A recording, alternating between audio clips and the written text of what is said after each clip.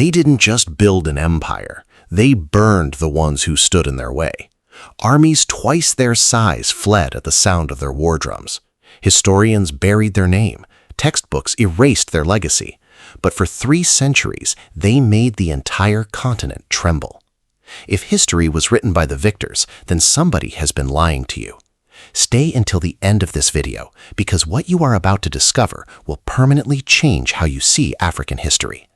Hit that subscribe button, because we tell the stories the world tried to bury. The year is 1464. West Africa is not empty. It is not primitive. It is not waiting to be discovered. It is alive, fiercely, violently, brilliantly alive. Dozens of kingdoms compete for dominance along the Niger River. The Mossi kingdoms to the south raid and retreat. The Tuareg nomads control the desert passes to the north. The Mali Empire, once the mightiest force this continent had ever seen, is crumbling from within. Succession wars have torn it apart. Its gold trade is fracturing. Its kings have grown weak. And in the chaos of that collapse, something new is rising from the east. The Songhai people had lived along the middle Niger River for centuries. They were farmers, fishermen, and traders. They had their own kingdom centered in a city called Gao, a city that sat at the crossroads of the most valuable trade routes in the known world. Gold, salt, slaves, ivory, everything passed through Gao. But the Songhai were not yet feared. They had lived under the shadow of the Mali Empire for generations, paying tribute, bowing to foreign kings. They were considered a secondary people, a footnote, a detail. That was about to change, because in 1464, a man came to power who did not believe in footnotes. His name was Sunni Ali, known to his people as Sunni Ali Bear, Ali the Great. And the word great here is not flattery, it is a statement of documented, terrifying historical fact. Sunni Ali was the 15th ruler of the Sunni dynasty, but he was the first to truly weaponize what Gao sat upon: geography, trade, and the will to dominate. He had watched the Mali Empire rot from its throne and studied its collapse with the eyes of a general, not a mourner. Where others saw a dying giant, he saw an opportunity. He would not simply fill the vacuum Mali left behind, he would expand far beyond it. From the moment he seized power in Gao in 1464, Sunni Ali was at war. Not defensive war, offensive war, calculated, relentless expansion by conquest. Within his first years of rule, he launched military campaigns against neighboring states that had long raided Songhai territory. He did not just repel them, he crushed them, absorbed their land, and built from their ruins. His military mind was unlike anything the region had seen. He reorganized the Songhai military into 2 devastating branches. The first was a powerful cavalry force, mounted warriors trained in rapid flanking movements that could shatter an enemy's formation before it had time to respond. The second was a river navy, a fleet of war canoes that patrolled and controlled the Niger River, allowing Songhai forces to move troops and supplies at a speed that no landlocked rival could match. This combination of land cavalry and river mobility gave Sunni Ali a strategic advantage that was, for its time, genuinely revolutionary. In 1468, just 4 years into his reign, he marched on Timbuktu. Timbuktu, one of the most celebrated cities in medieval history, a city of 100,000 people, a city of mosques, libraries, and scholars, a city so wealthy that its name became a synonym for the absolute edge of the known world. Timbuktu had been held by the Tuareg nomads since 1433, and it was groaning under their occupation. Sunni Ali took it by force. The city fell, and with it fell any illusion that this man was merely a regional warlord. He was building something far larger. 3 years later, in 1471, Sunni Ali turned his full attention to Janneh, another great trading city, this one surrounded by a natural moat of floodwaters for months every year. Janneh had never been conquered, not once. Previous armies had tried and failed. The city's geography made it almost impregnable by any standard of the era. Sunni Ali laid siege to it anyway. His forces encircled the city and held position for 7 years. 7 years of siege. The people of Janae held out, starving but refusing to surrender. When the city finally fell in 1473, it did not fall from one dramatic assault. It fell because Sunni Ali simply refused to leave. His patience was its own weapon. With Timbuktu and Janae both under Songhai control, the empire now held a complete monopoly over the two most economically important cities in West Africa. Every caravan crossing the Sahara, every merchant moving gold northward, every scholar, every trader, every diplomat, they all had to pass through land that Sunni Ali owned. The wealth that flooded into Gao was staggering. But Sunni Ali was not finished. He fought the Mossi kingdoms to the south. He pushed his western borders deep into former Mali territory. He suppressed internal rebellions with a brutality that contemporary Arab chroniclers recorded with visible discomfort. He was not a gentle ruler. He was not trying to be. He was trying to build the largest empire West Africa had ever seen. By the time of his death in 1492, the same year Christopher Columbus crossed the Atlantic, though no Western textbook ever places those two events on the same page, Sunni Ali had transformed a river kingdom into an empire stretching roughly 1,400 miles from west to east. Sunni Ali died in 1492, and the succession that followed was violent. His son held power briefly before being overthrown in 1493 by one of the empire's most brilliant generals, a man named Muhammad Touré, who would take the throne name Askia Muhammad. If Sunni Ali built the empire with iron, Askia Muhammad would govern it with intelligence. Askia Muhammad was a devout Muslim, an administrative genius, and a political strategist of the highest order. He immediately understood that an empire of this size could not be held together by force alone. It needed systems, laws, bureaucracy. He divided the empire into provinces, each governed by an appointed official who answered directly to Gao. He standardized weights and measures across all markets, a reform that transformed Songhai trade into one of the most efficient commercial networks in the entire medieval world.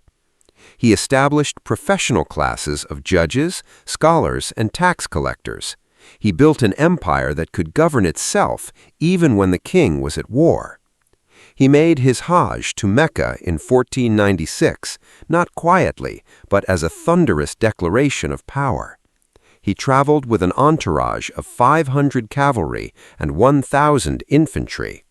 He distributed an estimated 100,000 gold pieces in charity along the route. The Sultan of Egypt was so profoundly impressed that Askia Muhammad granted him the title of Caliph of the Sudan, the spiritual and political leader of all Muslims in sub-Saharan Africa.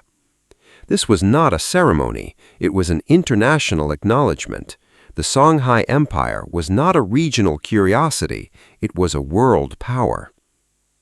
At its peak under Askia Muhammad, the Songhai Empire covered approximately 1.4 million square kilometers. It was the largest empire in African history at that time, larger than all of Western Europe combined. Its population has been estimated at between 30 and 60 million people. Timbuktu alone housed roughly 100,000 inhabitants and was home to the University of Sankore, an institution enrolling 25,000 students and preserving over 1 million manuscripts. Scholars from across the Islamic world traveled to Timbuktu not because they were required to, but because it was where knowledge lived. The Portuguese had been sailing down the West African coast since the 1440s, establishing trading posts and mapping the continent's edges. They knew about the Songhai Empire. Portuguese records from the late 15th century describe the wealth of the interior kingdoms with a mixture of admiration and deep anxiety. They did not venture inland. The military reputation of the Songhai made overland conquest a suicidal proposition. European powers could not conquer sub-Saharan West Africa during this period, not because they lacked ambition, but because the empires standing in their way were too formidable to challenge directly. The trans-Saharan gold trade that the Songhai controlled was one of the primary sources of gold flowing through European economies during the 15th and 16th centuries. The gold in European coins, in European cathedrals, in European crowns, significant portions of it originated in West Africa, controlled by the Songhai. The profound irony of European wealth being partially constructed on gold dominated by an African empire those same Europeans later erased from history is not subtle. It is a fact. But empires do not fall from the outside first. They fracture from within. After Askia Muhammad's reign, the Songhai throne became a battlefield. Between 1528 and 1591, the empire cycled through 10 rulers in 63 years. Coups, assassinations, brothers blinding brothers to prevent rival claims to the throne. The imperial court became a chamber of betrayal. Each succession war pulled soldiers away from the borders. Each civil conflict gave ambitious governors reason to withhold their loyalty. The provincial system that Askia Muhammad had built with such precision began to disintegrate.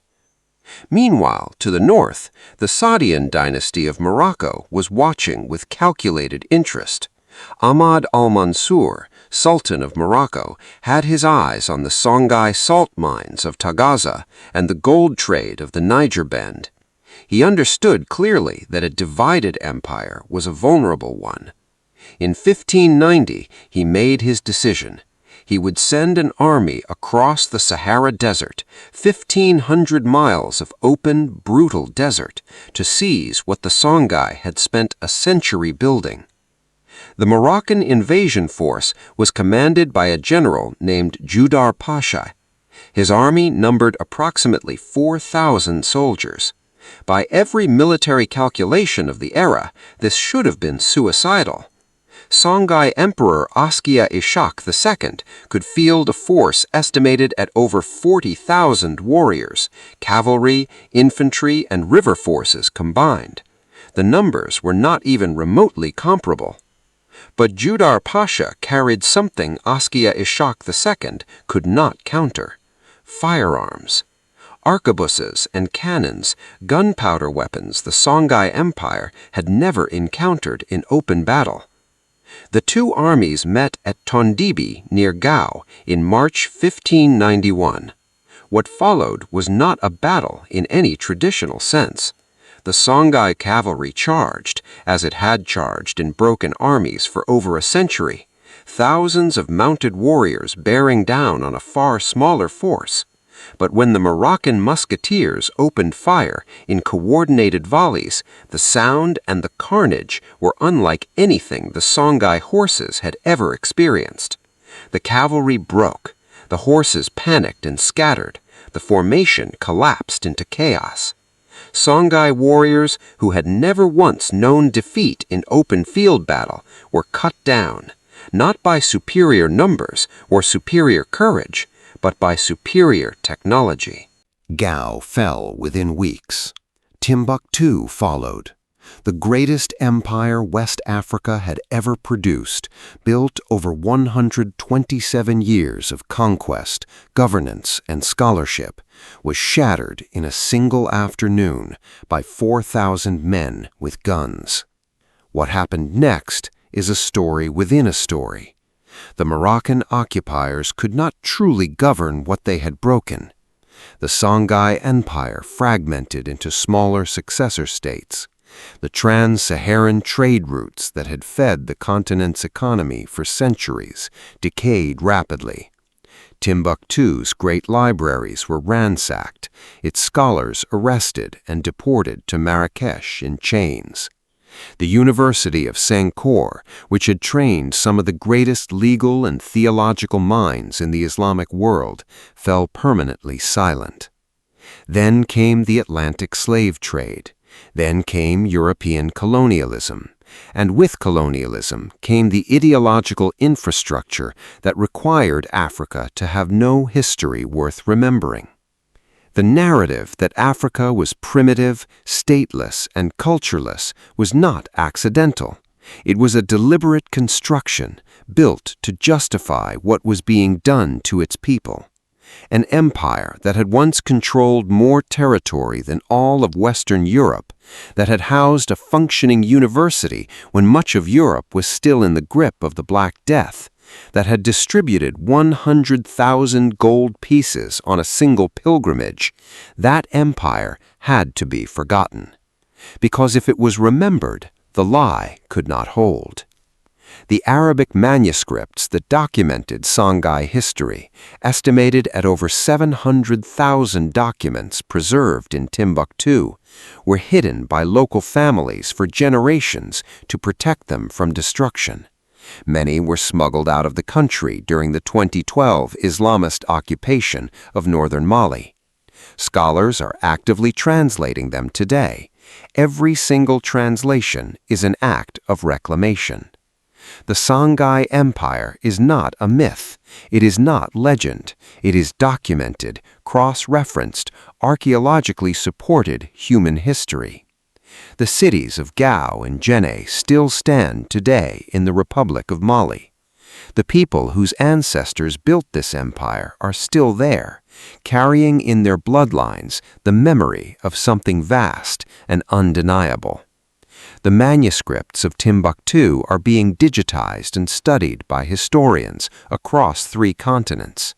The record that was torn apart is being rebuilt page by page. The Songhai story matters not only as African history, it matters as the full story of human civilization. It is documented proof that complexity, governance, scholarship, and military genius were never the exclusive property of any single civilization. That power existed along the bends of the Niger River long before any European ship came close to its shores. They tried to bury the Songhai Empire beneath 5 centuries of silence. But silence has a limit. History always pushes back. And now you know their name. They tried to erase them. They failed. Because here you are, learning their name, carrying their story forward. If this video opened your eyes, share it with someone who needs to see it. Subscribe for more buried history that the world does not want you to know.